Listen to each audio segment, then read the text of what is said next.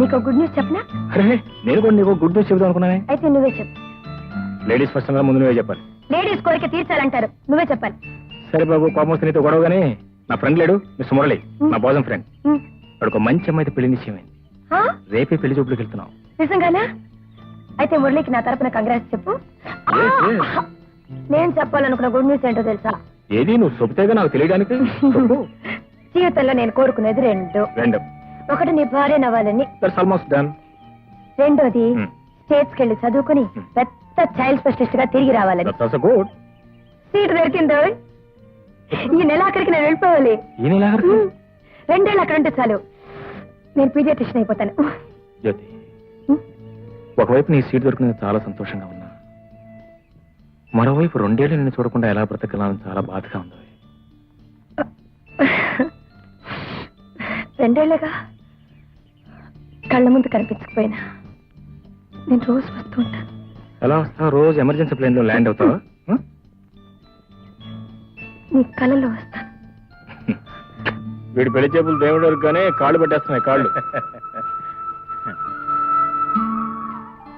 చూడ్డానికి కొత్తలా అంటున్నారు, ఊరికి చుట్టాలా ఆఫీసర్లా? పెళ్లి చూపులో అండి. ఎవరింటి బాబు? రంగమ్మ గారని. ఓహో, శ్రాదమ్మని చూడడానికి వెళ్తున్నారా? పిల్ల మాత్రం చూడడానికి పీటపట్లు ఆడిపోతే బంగారు బొమ్మలా కొట్టదండి. కానీ జాతకం ఏంటో గాని నాగుపోలంటండి. చూడడానికి వెళ్ళిన అబ్బాయిల కళ్ళలోకి ఇలా చూసింది అనుకోండి, కాటేయడం కాయటికి వెళ్ళిపోవడం ఖాయం. మరి తమరు ఇంకా ఉన్నారు?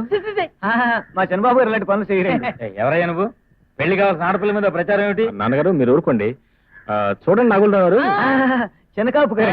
సరే చిన్నకాపు గారు, ఇప్పుడు ఆ పిల్లని చూస్తేనే కాటేస్తుందా, చేసుకుంటే కాటేస్తుందా? అదే చూసుకుని చేసుకుందాం అనుకుంటే కాటేస్తుంది. మురళి, అసలు పరిస్థితి మరి ఇష్టం. నాకు చాలా భయంగా ఉంది. నాకు కూడా భయంగా ఉందిరా.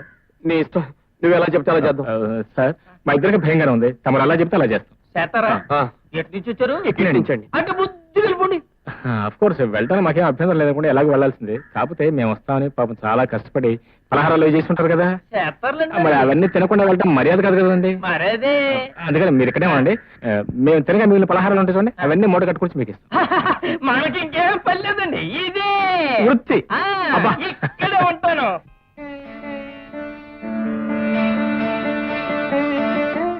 చూడండమ్మా, మన వెంకయ్య మీ అమ్మాయి గురించి అంతా చెప్పాడు. అమ్మాయి ఫోటో కూడా చూసాం. అబ్బాయికి మాకు మీ అమ్మాయి మనస్ఫూర్తిగా నచ్చింది. పోతే ఏదో మీ తృప్తి కోసం ఇలా చూడడానికి వచ్చామంతే. అంతే అంటే మరీ అంతే కాదనుకోండి. ఆ పిల్ల ఫోటో చూసిన దగ్గర నుంచే మా వాడు కలవరింతలు మొదలెట్టాయండి. మా నిద్ర లేకుండా పోయింది. అందుకని పిల్లని ఒక్కసారి కళ్ళారా చూపిస్తే వాడు కలవంతలు మానేస్తే మేము మనసు నిద్రపోవచ్చని.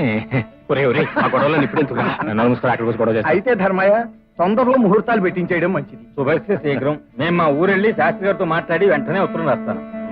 మరి ఇంక లేద్దామా? అలాగే. కాఫీ తీసుకోండి బాబు. వద్దమ్మా, కత్తితే అతగదంటారు. మళ్ళీ వస్తాంగా. పోతే చిన్న మనమండి. పిల్లవాడు ఏదైనా ప్రైవేట్ గా ఒక డైలాగ్ మాట్లాడుకోవడం మీకేం అభ్యంతరం లేదు కదా? అభ్యంతరం బాబు. మాకు కూడా లేదండి. అది అది డైలాగ్ మాత్రమే, నో డ్యూయట్స్.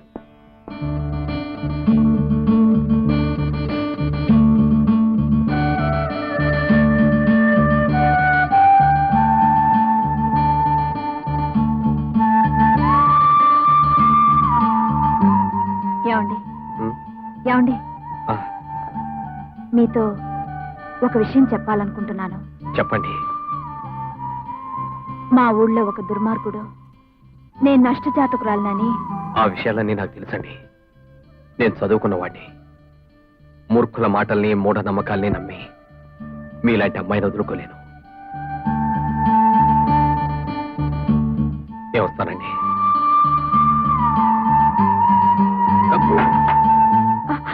I'm sorry అండి. For more updates, like, comment, subscribe to our channel. Hey darlings, గంటని click చేయడం మర్చిపోకండి.